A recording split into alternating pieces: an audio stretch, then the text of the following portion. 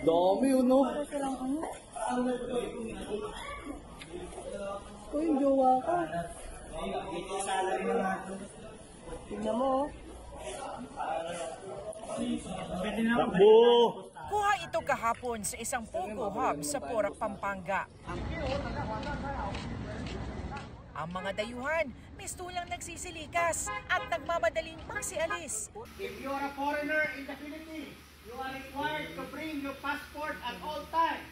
Kaya nang i-operate kagabi ng Presidential Anti-Organized Crime Commission, PNP SAF, CIDG at iba pang local police, kaunti na lang ang naabutan sa target location. We're expecting mas maraming mga foreign nationals dito. Unfortunately, maaring nag-leak yung information.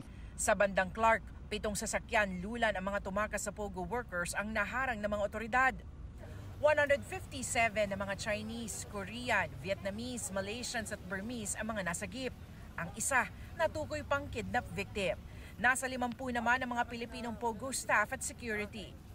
Ayon sa PAOK, sangkot umano ang Pogo sa scamming activities, pananakit, kidnapping at sex trafficking. May mga tinotorture dito, pinapalo ng mga baseball bat at mga pinagtatatadyakan dito. Meron tayong isang video ng isang di umano babae na pinagsasayaw dito at pinagpapasapasahan ng mga boses. Sinalakay ang Pogo Hub sa bisa ng search warrant mula sa Malolos RTC Branch 14. Nasa 10 hektarya ang compound. 46 ang gusali na tig-3 palapag, kabilang na mga villa. Mistula itong high-level security facility dahil may razor wire sa mga pader at sandamakmak ang mga CCTV. Ito po ay pinapatakbo ng Lucky South 99 sa kabila ng kawalan nila ng lisensya.